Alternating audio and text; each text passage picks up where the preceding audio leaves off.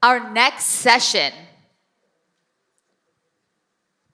we will now talk about what happens when sport and virtual sport collide, when athletes compete through technology and fans connect across both worlds. I'd like to start with a short video from the World Taekwondo Organization.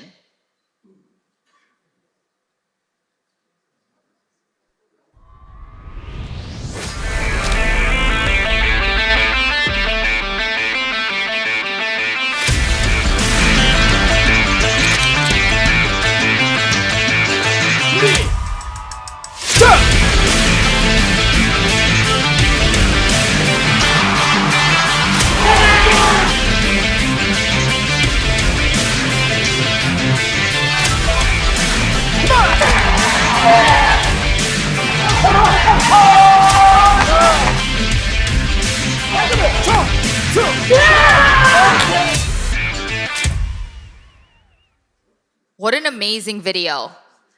As we watched that video, I hope you noticed a couple of things. First off, how that competition was held. Some of the things were very traditional. What they were wearing, some of the moves, but there were also very untraditional things in that video that we just saw as well. The way that the competition format was laid out. Our next speaker is the Executive Director of the International Academy of Sports Science and Technology based in Lausanne, the Olympic capital. Before taking on this role, he spent more than a decade at the International Olympic Committee. And today, he continues to help shape the future of global sport through education and innovation. Please join me in welcoming Mr. Cédric Vanden Bogaert.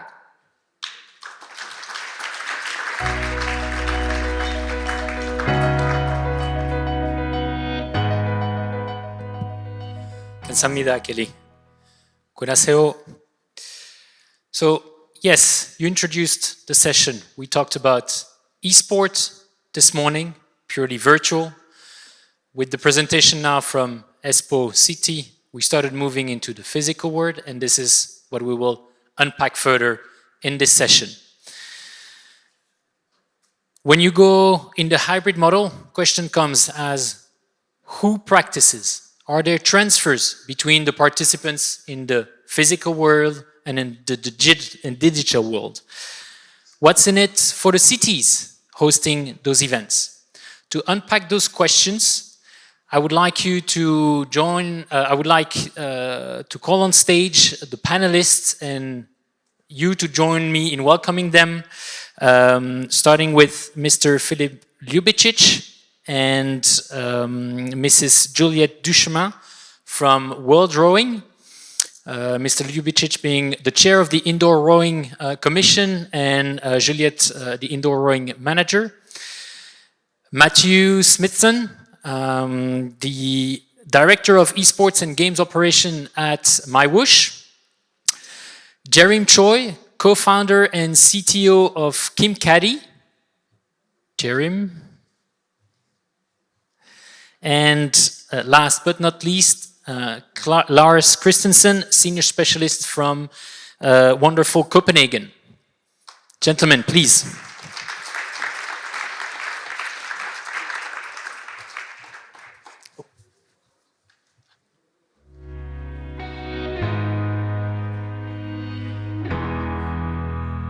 Philip and Juliette, can you hear us fine? We see you on screen.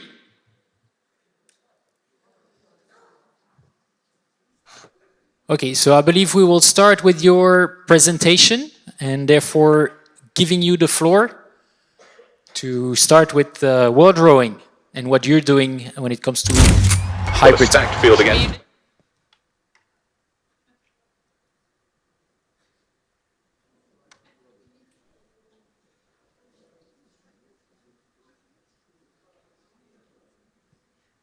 I think we will start with a short video.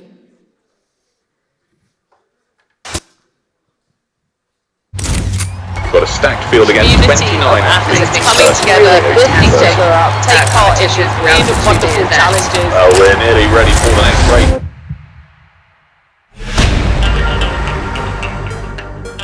In Introducing one of the most inspiring and involving movements in modern sport.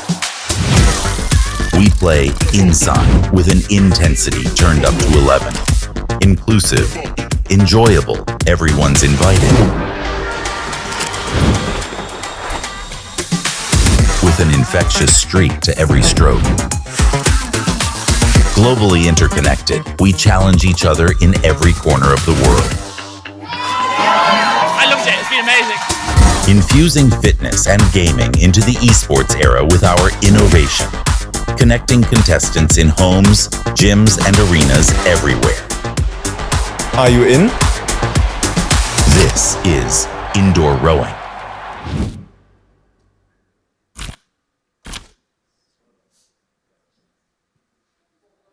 Good afternoon, everyone. It's a pleasure to join you. Sorry we are not able to be with you. And I hope that that video showed you what the world of connected rowing is. I'm Filip Ljubicic, and Juliette Duchemin is the indoor manager at World Rowing. And we're going to take you through some of the things that we are doing. But firstly, let me start by saying that World Rowing is going through a 15-year journey to change and transform its image, reach, and revenues. So you might not know, but World Rowing is one of the oldest sports international federations, and we have been around since the 19th century, and we have been rowing probably for a very long time. But now rowing is more than just sitting in a boat. We have rowing on the rowing machine, but also rowing on the beach as a new Olympic format.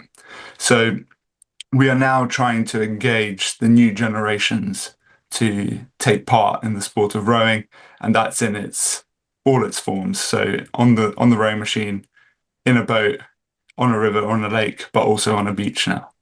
And to do that, we have a number of events that take place on the rowing machine, and I'm going to pass over to Juliette to explain more. Hi, everyone. I hope you can hear me well. So indeed, as Philippe said, we are very much moving into a new world now. And we will quickly go through the different type of event we have, the type of racing opportunities we want to offer the world. If you can go to next slide. Thank you. So as an international federation, we obviously have the World Championship. So the first and the most common format is in arena.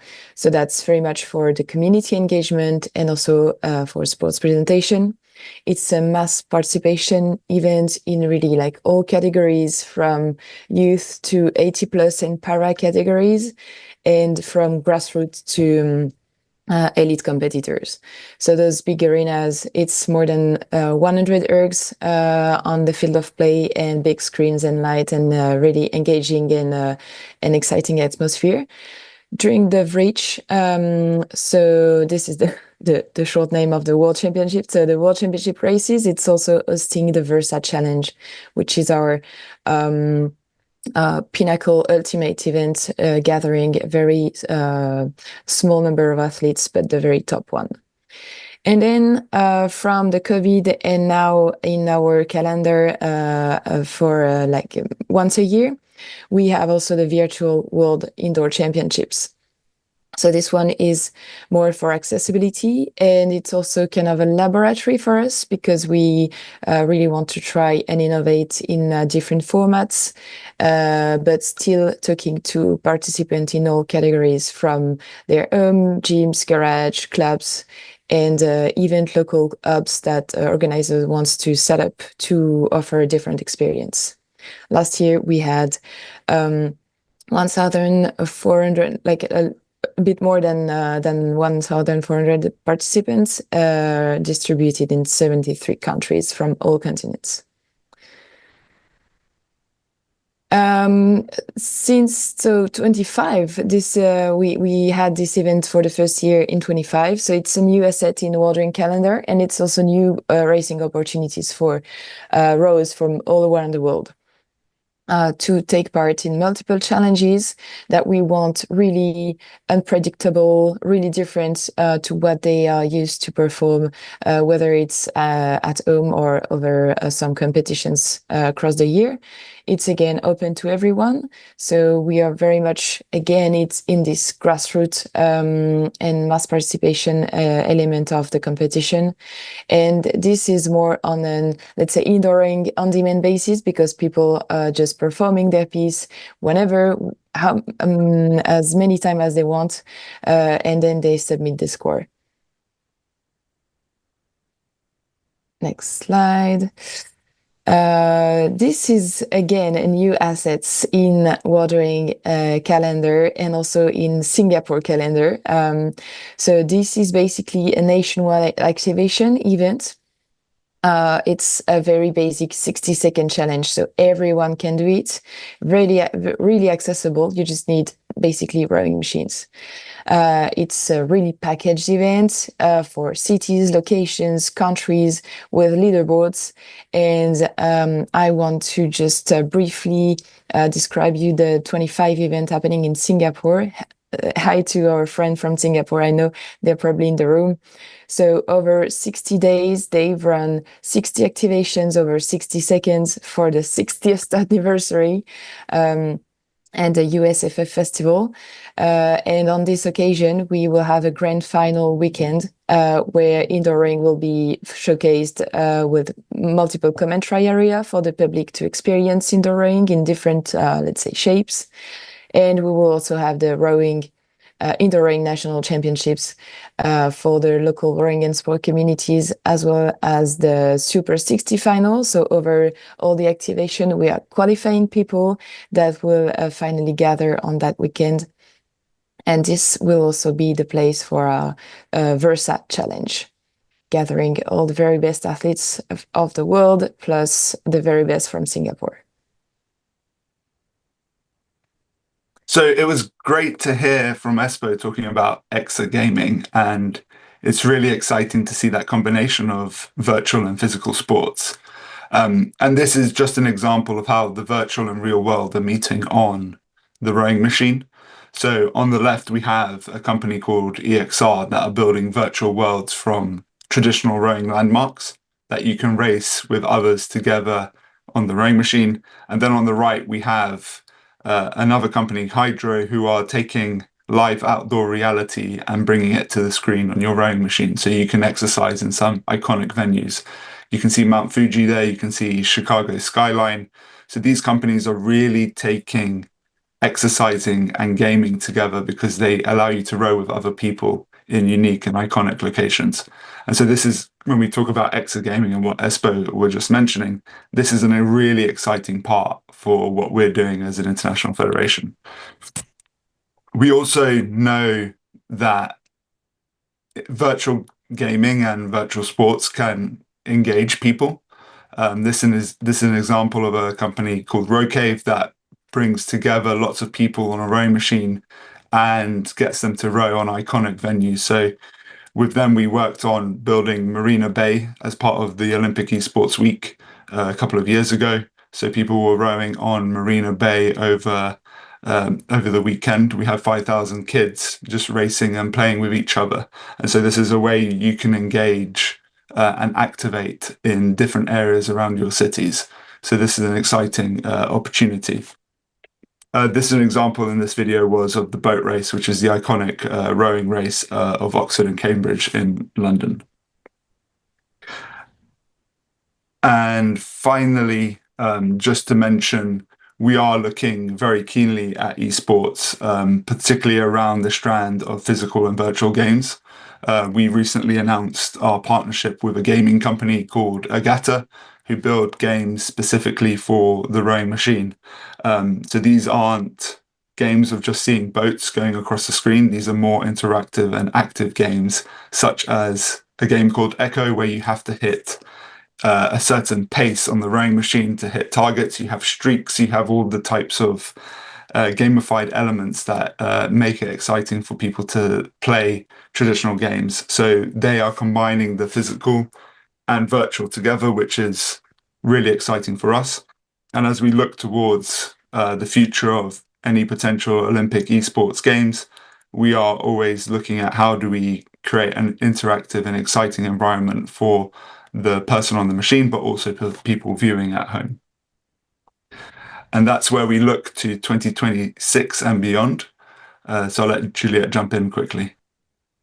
Yes, so we are currently in the process of attributing the World Championship for the next 3 years, so 26, 27, 28, happening so end of the year. So it's basically Q4 events. And we will remain absolutely available for any questions or any interested cities that would be in the room, maybe. And as we look even further forward, we know that with the growth of esports, we will be building different products and assets again in that area. So we will be building a qualifying series to multi-sport esports events. And alongside that, we know we have to work with others to develop digital products. So anyone in the room who wants to discuss ways we can move forward and make rowing even more exciting for as many people, please do get in touch. And if you do want to get in touch, you have us in the app, but also here are our details if you ever want to send us an email or get in contact. Thank you very much for your time. Thank you very much.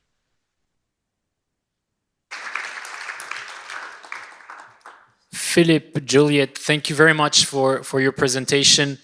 I have no doubt there will be questions also on that, but we'll take them after all the presentations. Therefore, I'll now give the floor to Matthew, who will talk about what MyWhoosh is doing in the virtual space.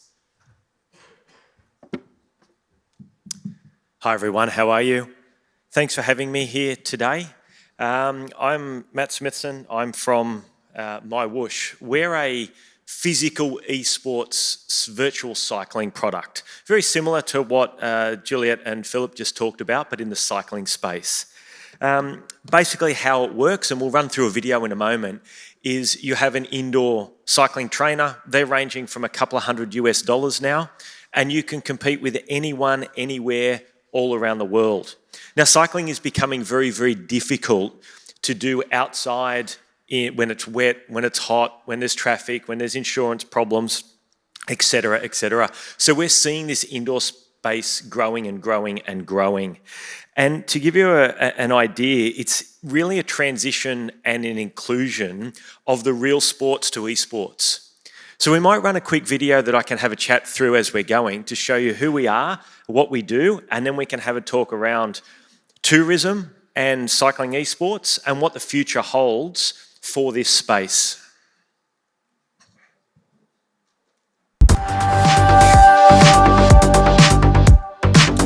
So this is exactly what MyWhoosh looks like.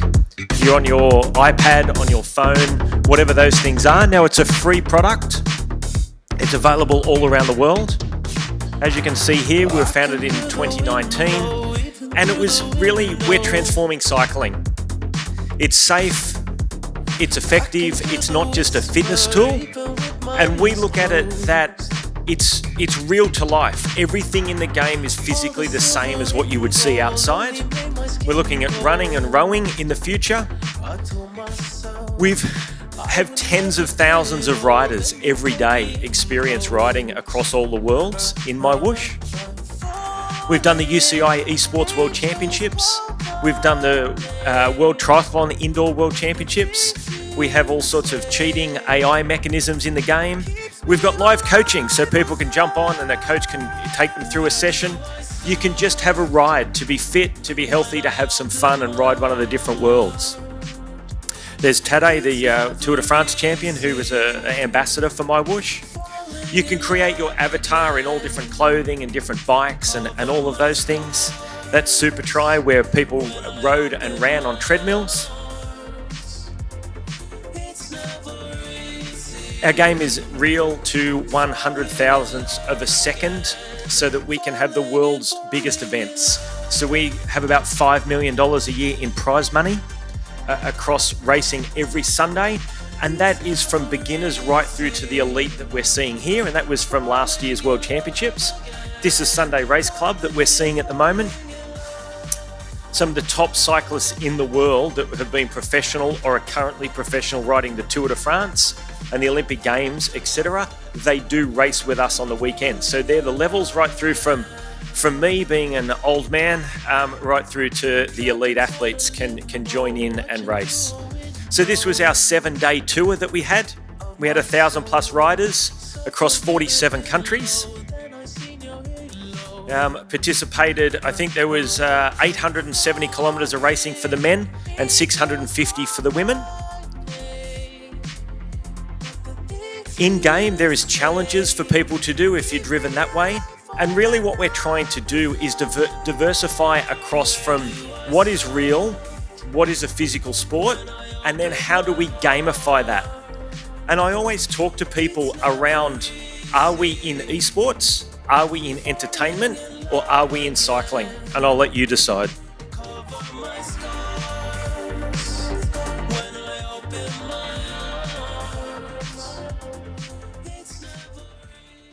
So that's a little bit about my whoosh. It's pretty exciting. I've been really lucky to be there since the inception, and you know we're proudly from the UAE, and we really came about because it's just too hot over there to ride in the middle of summer, and when it gets up around 50 degrees, it's a struggle to walk to the car, let alone to head out on your bike.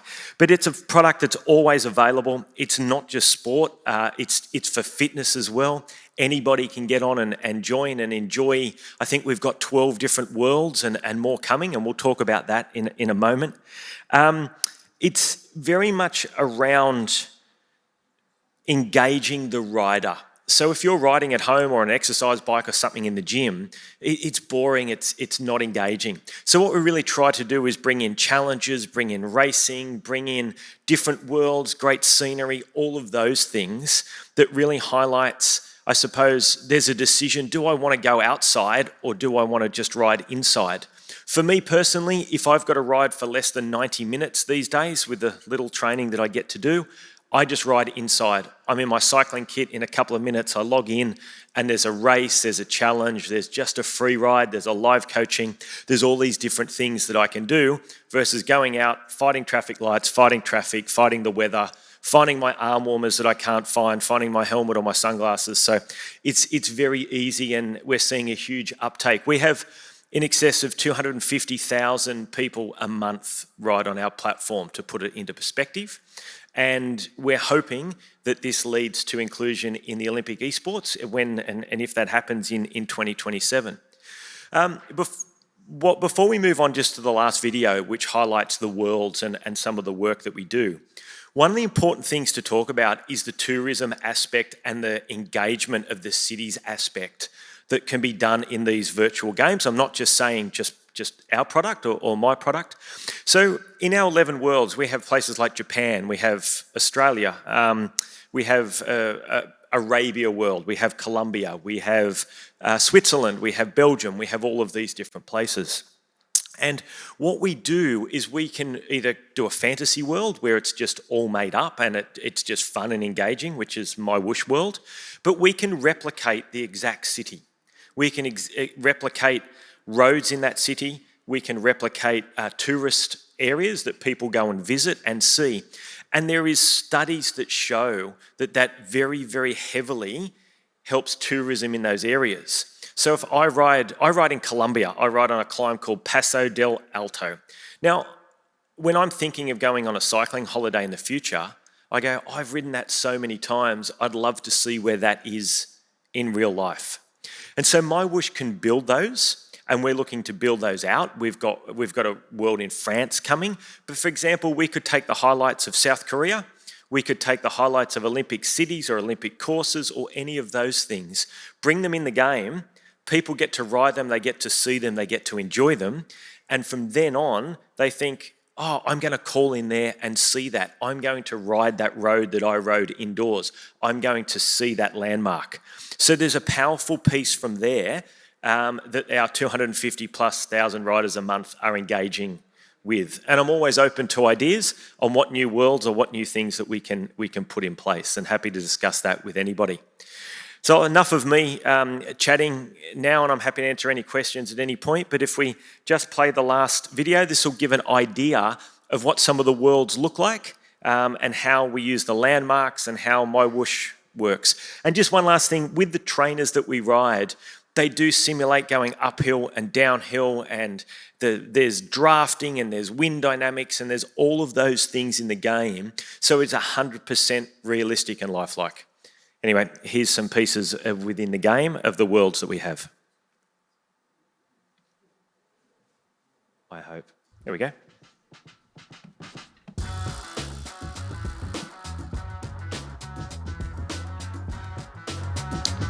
There's California. There's Alcatraz prison and Hollywood Hills are in there.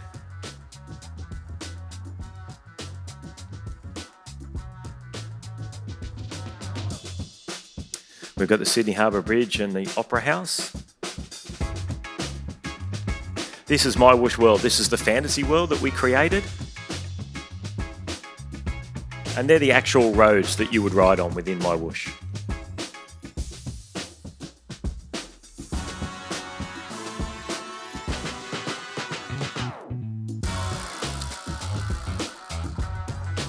We have all the highlights of Arabia. So we've got landmarks from Dubai, Abu Dhabi. That's just near my house, the iconic coin building in Abu Dhabi. This is one of our recent worlds in Japan.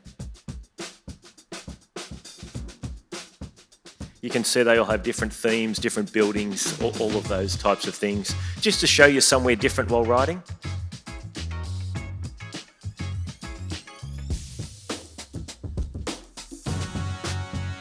I think this is Belgium, and don't ask me how this castle ended up in Belgium. I've been there a few times and I've never seen a castle in Belgium, but it's in the game anyway.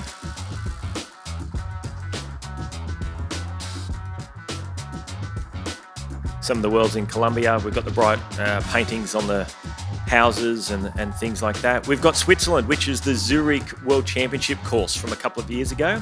And we're about to release a course in my favourite place in the world, which is Bern in Switzerland. That'll be out in the next 2 or 3 weeks.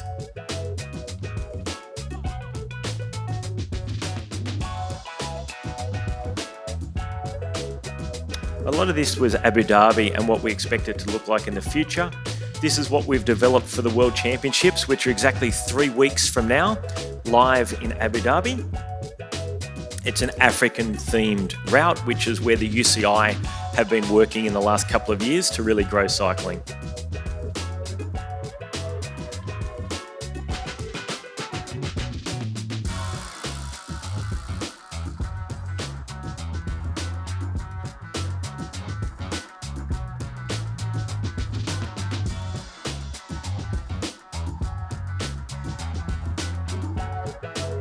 I think there's 15 different camera angles you can choose from when you are there with your avatar. So thank you, everybody. That was My Whoosh.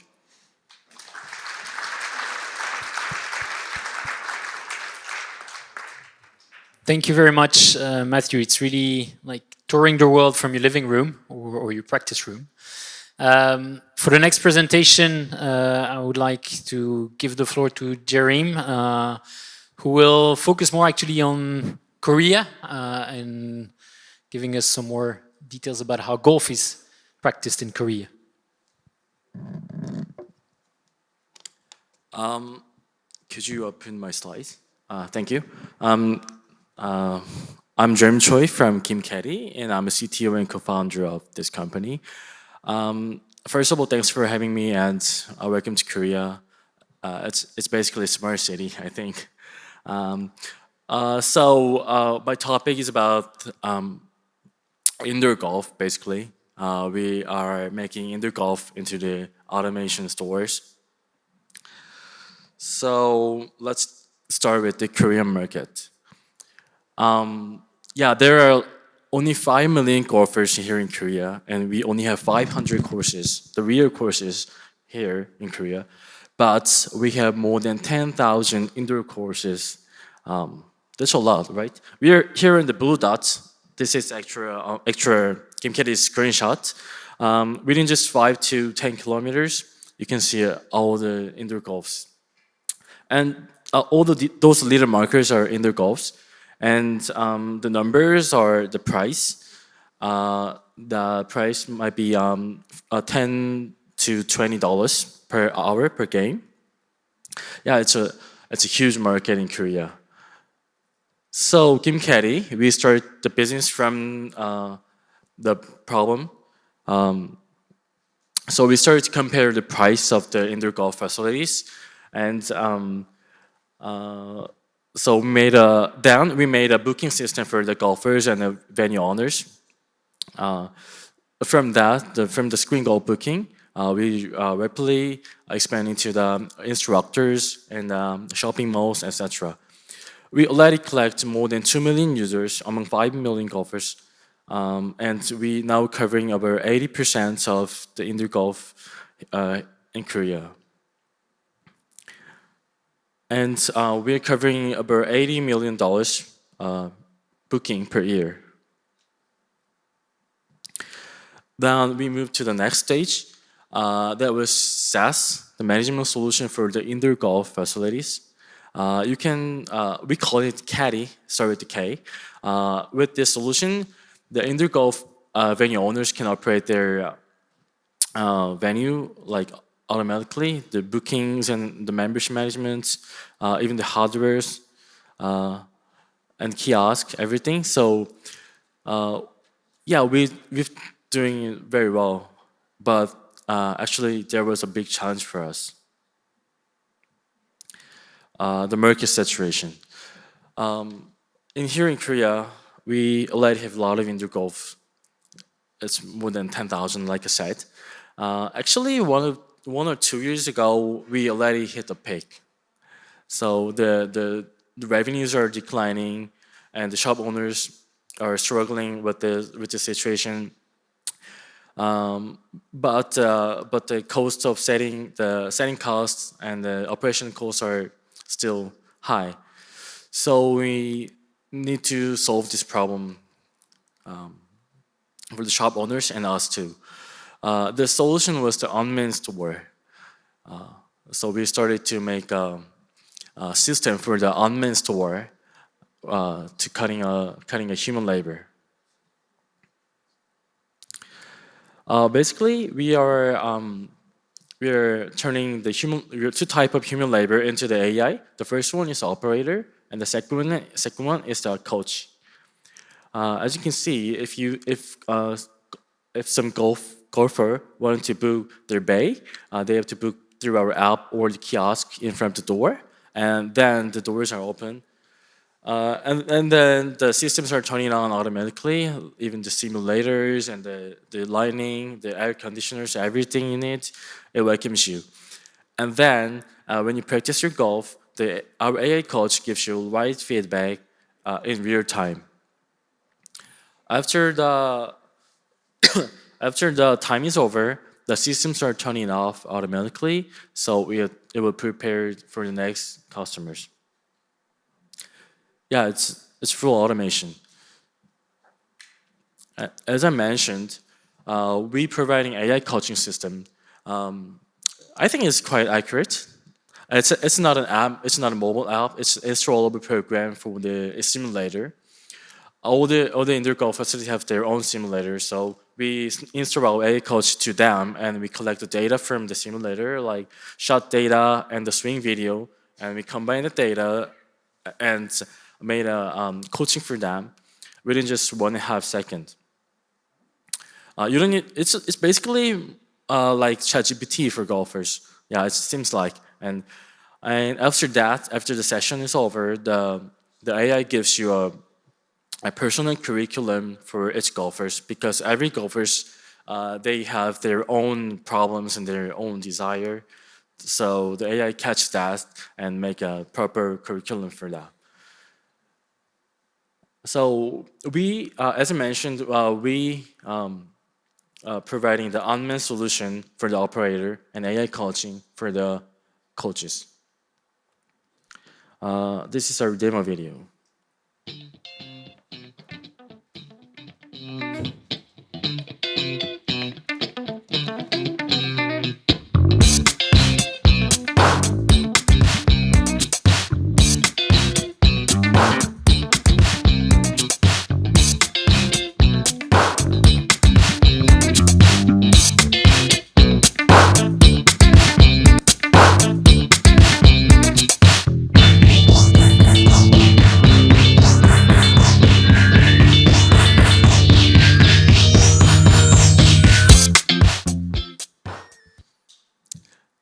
we didn't make such a good video like Mayush, but it's our demo.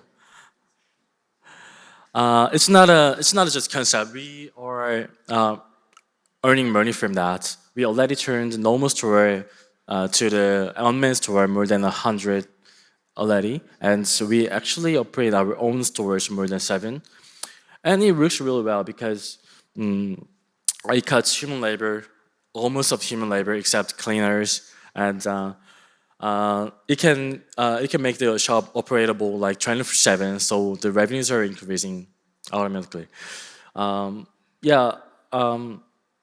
It's not just concept. It's real here in Korea. We need to make this. I think in this AI era, the people will have much free time to enjoy their hobbies because AI will help to work. So that means people need to be accessible to the sports, especially indoor sports. So I think this is kind of future of the sports, not just from the golf. The indoor smart venues concept would be adaptable for every indoor sports like tennis and ping pong, badminton, everything. So if you're interested in our topic, I'll be here. So ask me anything. So I'm gonna make golf more accessible. Thank you.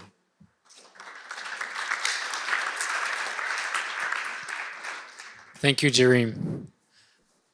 I would now like to give the floor to Lars to share the perspective of how a city embraces those new practices.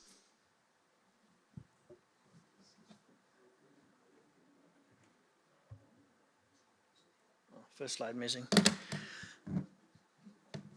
Good afternoon, everyone, and thank you for having me here in Seoul, my soul, as the slogan says. I'm Lars Valentin Christensen. I'm from wonderful Copenhagen, and I'm working as a senior specialist in events. Today, I'd like to focus on, obviously, Copenhagen, but also the Copenhagen Gaming Week. And first, I'll give you a little background on wonderful Copenhagen.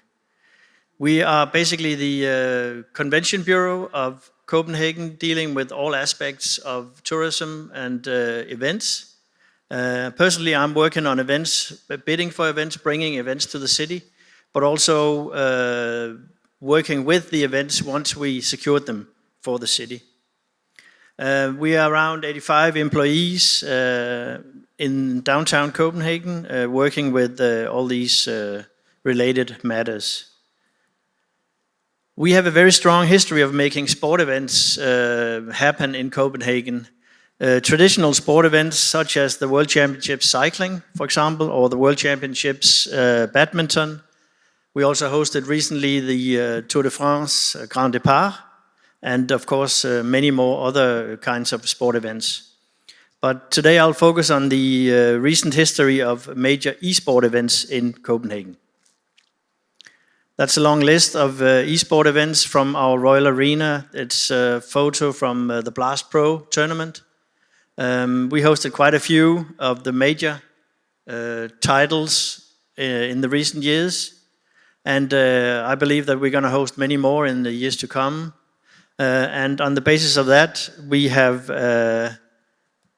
decided to develop what we call the Copenhagen Gaming Week. It's our latest homegrown flagship event. It's developed from and based on the legacy of our previous events. It's actually a 3-day event. It's one-of-a-kind event and the largest of its art in the Nordics.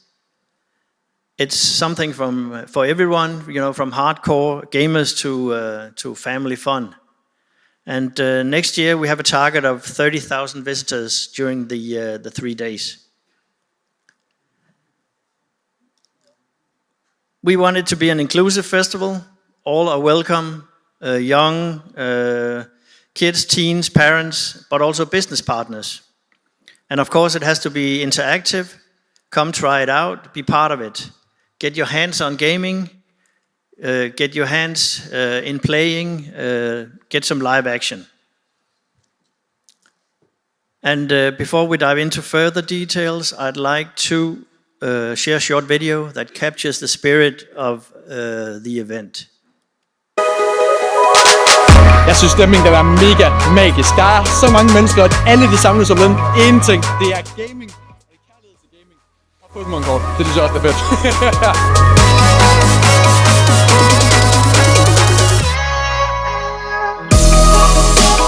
Der er nogen, der går op i Pokémon, der er nogen, der går op i Fortnite, Minecraft, sådan nogle ting. Der er alle aldersgrupper. Så det her med, at alle samles om en simpel ting, som er gaming på en eller anden måde, det gør bare indtryk. Altså, det er bare fedt, og jeg vil det er en kæmpe anbefaling, at man tager med. Alle jeg møder, det er med et smil på læben. For der sker så meget, tror jeg, som man hele tiden kan kigge på og blive underholdt af. Jeg vil sige, vi har bare en fest. Altså, det er helt vildt så mange fans, der mødes her. Jeg tror aldrig, nogen af YouTuberne, inklusive mig selv, har fået taget så mange billeder ind på så kort tid og så mange autografer. Det betyder alt for mig at komme herud og møde mine følgere, specielt fordi det handler om gaming. Gaming, det ligger mit hjerte meget nært. Jeg har gamet altid. Dengang det var kikset, nu er det ikke kikset. Jeg vil ønske, der var sådan et event her, dengang jeg startede med at game.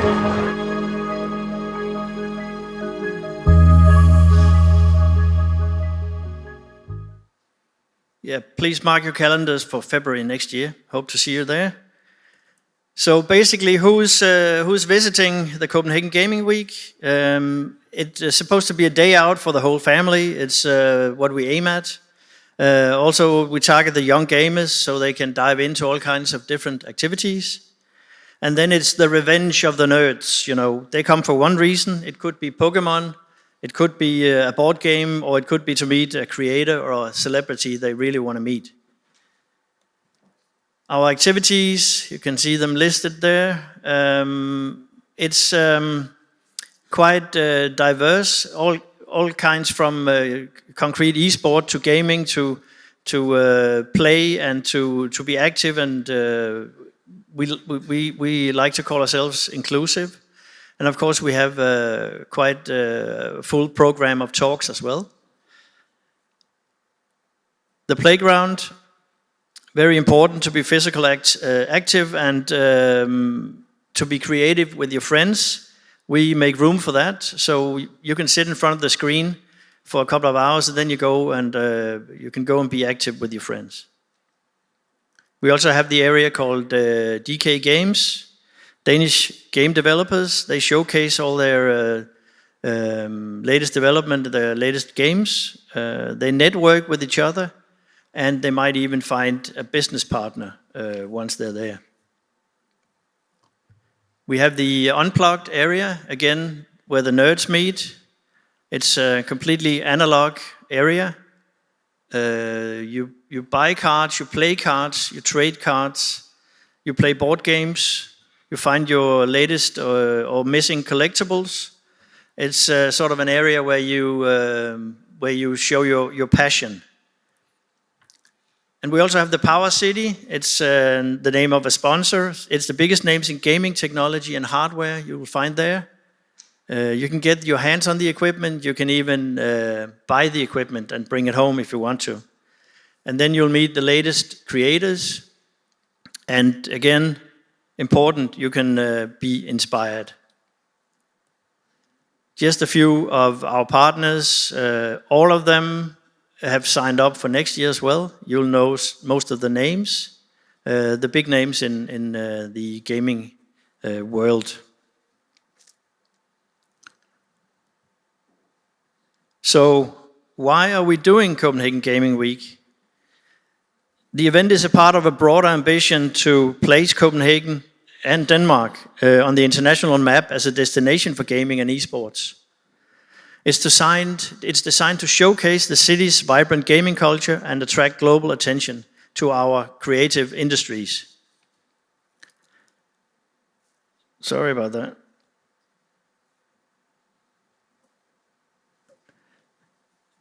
Gaming Week is not just about esports.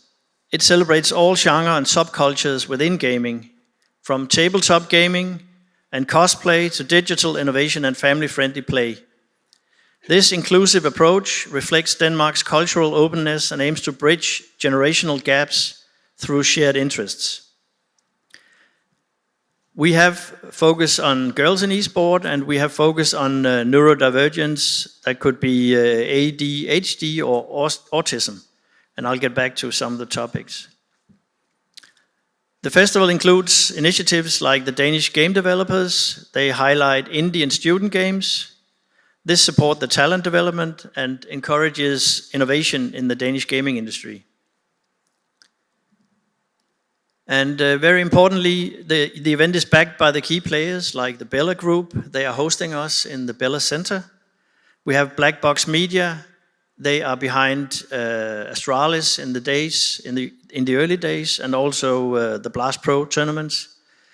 And of course, ourselves and the city of Copenhagen.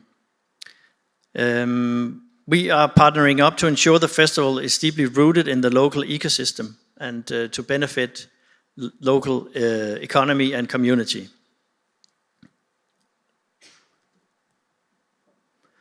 Girls in esport, that's something we talked about, gender inclusion and equality. It's very important for us to be inclusive, and then by saying that we want to support women and girls in esport. That's our target, to get more women and girls active in esport. So we are very supportive and welcome. So we arrange workshops with the topic, and also some girls-only events to make girls and women more secure if they're only joined by other girls and women. We have school partnerships, and we're building on this area. Also the area of female ambassadors. It's important to find your role model in the gaming industry and in the festival. I have colleagues at the office doing the Copenhagen Legacy Lab. It's an initiative where you seek to match the event and the relevant people in organizations in Copenhagen. We want to get more out of events and instead of just hosting events. So we take the initiative and match people, and of course we look at the outcome and measure the impact.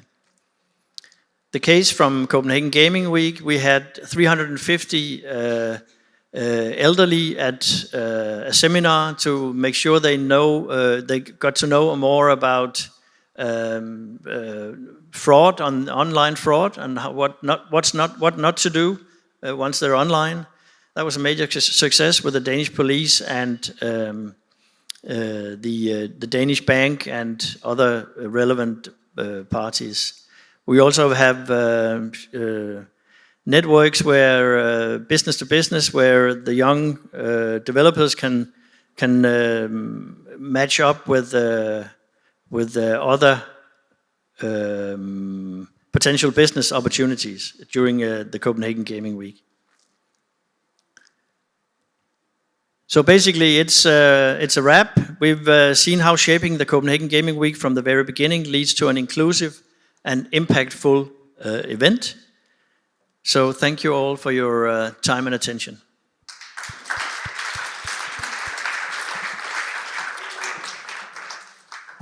Thank you, Lars, for that presentation. I think after these 4 presentations, it's very clear, at least to me, that technology is no longer the barrier in this world.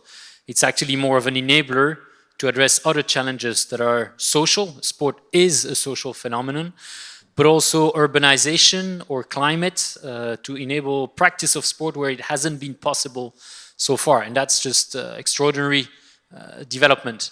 There are many topics and questions I would like to address, but maybe also in the interest of time, I'd like to open the floor to you in the room if there are any questions to our 5 presenters of the sessions.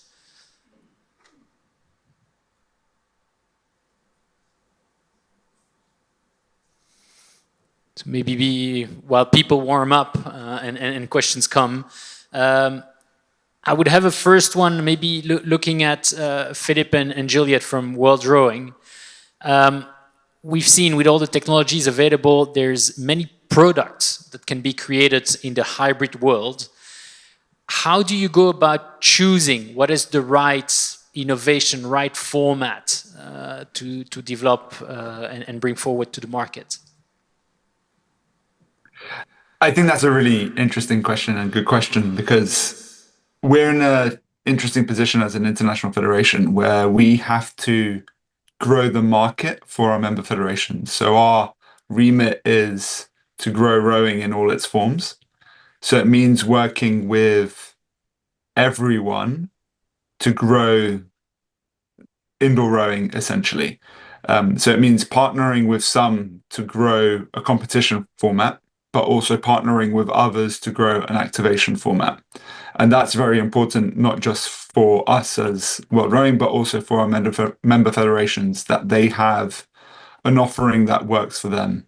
And I think Singapore Esports Week was a good example. We brought two companies together who had digital products, but in different domains. And that allowed people to try and play. And I think we also have to remember there are different market segments in sport. So there's kind of elite sport at the top end, but there's also the grassroots level, and the product at the top is not necessarily the product that people at the bottom will use. So we have to enable the whole market to be active and available to everyone. I think it's also a matter of connecting with the people and the community that Philippe just mentioned. It's basically how we position World Rowing into the whole market and the ecosystem. And as an international federation, we obviously don't have participants like clubs and people under our umbrella. So far, at least. So it's also a way to connect with the big and wider community, including any people just rowing in a machine. Thank you for those insights. Obviously, I think in rowing, the ergometer has been used for a long time in terms of practice, and is probably embedded with the more serious practitioners. When we think about golf, in your case, Jerim, or even cycling to a certain extent, the use of a virtual environment is probably more recent. What do you observe in terms of population that are coming to use your solutions? Are they coming from cycling? Are they exclusive user of your solution, not necessarily looking into the traditional sports? Any insights you can share from that perspective? Maybe Matthew first. Yeah, it's an interesting one. At the moment, what we're really seeing is outdoor cyclists riding indoors. So it's when it's more convenient. It's the same market that we're in. I would say less than 10% of our users are actually just indoor cyclists. There is part of that, but it generally, I suppose, virtual indoor cycling, whatever you want to call it, it's sort of transitioning at the moment from being a support mechanism for your outdoor cycling to improve your outdoor weekends riding with your friends or an event coming up. It's been a supportive piece of that, where rowing has it more as a bit of a standalone sport. And we're trying, and there is a lot of people that race indoors and outdoors, but do we have that network of just indoors? Not yet. It's coming, and I've been quoted before saying, I believe that 10 years from now, apart from elite racing, it's going to be very, very difficult for cycling to continue to race outdoors. Getting approvals from government, insurance problems, accidents, those types of things. So I think a lot of this will transition online in the future. That's a great question. As I mentioned on my slides, we have 5 million golfers, but we only have 500 courses. That means we in Korea, it's really hard to book real courses because we have only limited courses and we only have limited seasons because of the climate. And that's because we are we have a lot of indoor courses here in Korea. So it's not a different thing with the real courses and the virtual courses. It's really common in Korea. So 85% of the real course golfers, they use the virtual golf, the screen golf too. So it's not it's just lifestyle of the Korean golfers. Yeah, that's it.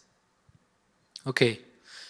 Maybe then turning to Lars now, because obviously, and especially Matthew brought up some of the challenges of practicing traditional sports when it comes to the logistics, and particularly when it comes to events, can be a big deployment logistically speaking. How do you approach in Copenhagen the hosting of gaming or hybrid events? What are the pros and maybe the cons versus more traditional sports? Let's start with the pros. I think that it basically just gives more people more options to be active.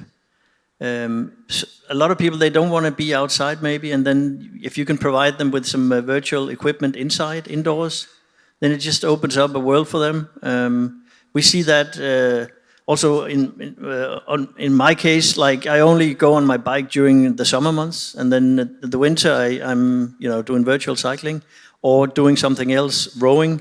But it just opens up possibilities for even more people to be active. So I think it should be, hopefully it will be more available to more people around. Thank you. Before closing the session, just looking again at the audience and see if there's any question before we wrap it up. Okay, I don't see any hands raised. So, Juliette, gentlemen, thank you very much for your participation to this panel discussion and sharing insights on your activities, and wishing you a good afternoon. Thank you. Thank you. One more time, a big round of applause for our panelists. All right, ladies and gentlemen, now we will pause for a coffee break. Refreshments are available outside in the hall. We encourage you to once again connect with colleagues and continue the discussion sparked by today's sessions. Please be back in your seats by 3:40 p.m. as the program will resume at 3:00.